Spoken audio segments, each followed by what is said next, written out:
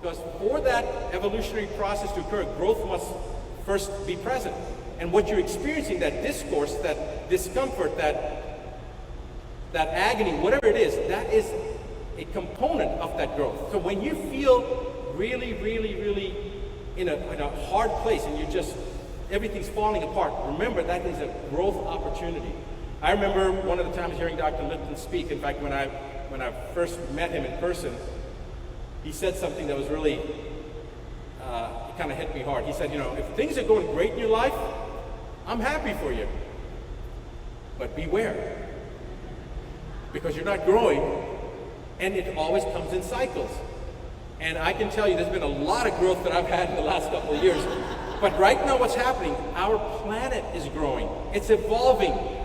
Yes, it's difficult. Yes, it's painful. I understand that. But guess what, guys? How many doctors in here? How many doctors and nurses in here? All right, so fantastic, this many doctors and nurses. We did a live stream on Thursday with 166 doctors on London Reel from all over the world that were present to show solidarity. 97% of the doctors agreed with everything that I was saying. We actually had them vote by raising their hands. But I totally lost train of my thought because I was coming to doctors. I was talking about Dr. Lipton. Yes, thank you. That growth and change that's coming, it is something from, you can see this in science, it's from our first year basic understanding of how physiology works. So for the doctors in the room, what happens when a person gets an abscess? An abscess is like a boil, but it's inside, right? It gets very painful, there's pus there, you get febrile, you can become septic, you can die from this abscess. How do you treat an abscess? Antibiotics? No. You can use it, but that's not the way to treat it. Can somebody tell me, how do you treat an abscess? Drain. That's exactly right. You cut it, you lance it, you open it up, you let it drain. And what happens? The pain dissipates, right? The pus drains out, the fever drops. You start feeling better. What is happening right now is this abscess, all the misinformation that we've been dealing with for generations, the vaccine agendas, the censorship issues, the division issues, it's all coming to a head right now. This is an abscess and it's about to pop. We have to be appreciative of this opportunity because it's all coming to a head. Now when it pops, and it's getting ready to pop, or it's already popping maybe, it's going to drain and the fever is going to dissipate and we're going to be actually living in the world that the Creator actually meant for us to live in. Dr. Lipton talks about heaven on earth, right? The honeymoon effect. This will be heaven on earth. We have been taught from the time that we were children, from the time our parents were children, from the time our grandparents were children, of this concept of the lack of abundance. Look at a tree. Can you count the number of leaves on a tree? And then look at the number of trees on our planet. Look at the blades of grass in a field. Can you count the number of blades of grass in a field? And then how many fields are there on the planet? Or the number of grains of sand on a beach? I mean, you can't, there's no way you can count that. And now how many beaches are there? We live in a world of infinite abundance, but we have been taught not to see that abundance. There was a book that my dad gave me when I was a teenager, and in that book was a short poem. I argued with life for a penny, only to be dismayed that anything I would have asked of life would have paid. It is time for us now to ask more of life. Ask for fairness, demand fairness. Remember that no time in history has any society, government, organization been the reason for change. It's always been when the public demands it. And you are here right now as representatives of that world community, that public that is demanding that change. So I appreciate you being here.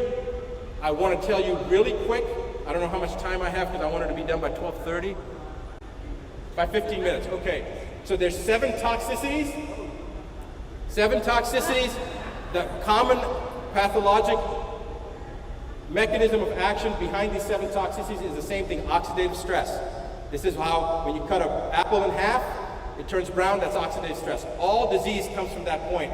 So if you can eliminate these 7 toxicities, this is my philosophy, if you can effectively remove these 7 toxicities that I'm going to just discuss in a second, very fast, Robert, chronic disease by definition cannot exist. First one, heavy metal toxicity. Second one, persistent organic pollutants. Third one, well, let's stop there for a second. Heavy metals and persistent organic pollutants, we've been inundated with that for decades. Combustion of fossil fuels, things that are in our vaccines, things that are in our foods, it's happening all the time. Now we've got glyphosate that's showing up in vaccines, and we've got glyphosate that's affecting our bodies. So the pollution of our bodies in the form of chemicals or metals, first and second toxicities. The third toxicity, I call it opportunistics. Your body needs to have a suppressed immune system in order for the opportunistics to create a problem. Opportunistics being bacteria, viruses, COVID-19, parasites, fungi, mycoplasma, spirochetes, whatever the case may be. So those are the opportunistics.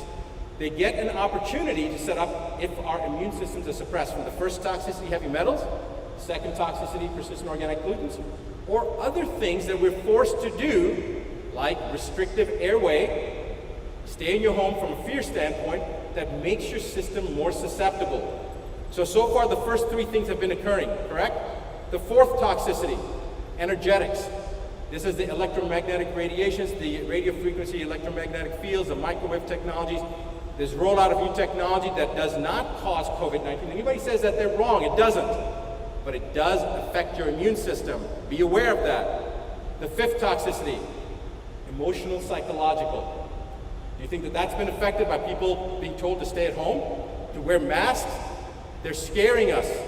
That's the fifth toxicity. And if there's going to be one that's more important than anyone else, I think that those toxicities, they're all as important as each other. But if I were put in a corner and said you have to pick one as being the most significant, it is that fifth one, that emotional psychological one. In cancer, if we cannot resolve that emotional psychological one, even though we may turn off the cancer, guess what? It's going to come back. The sixth toxicity is foods. Not what we eat, but what we do to our foods. Pasteurization, homogenization, irradiation, genetic modification. They've been doing that for decades. So they've hit us on every one of these first six toxicities. The last toxicity is spiritual. And that's where they miscalculated. You are here because you heard the spiritual call. I commend you all for that. I appreciate you. I love you. Thank you for being here.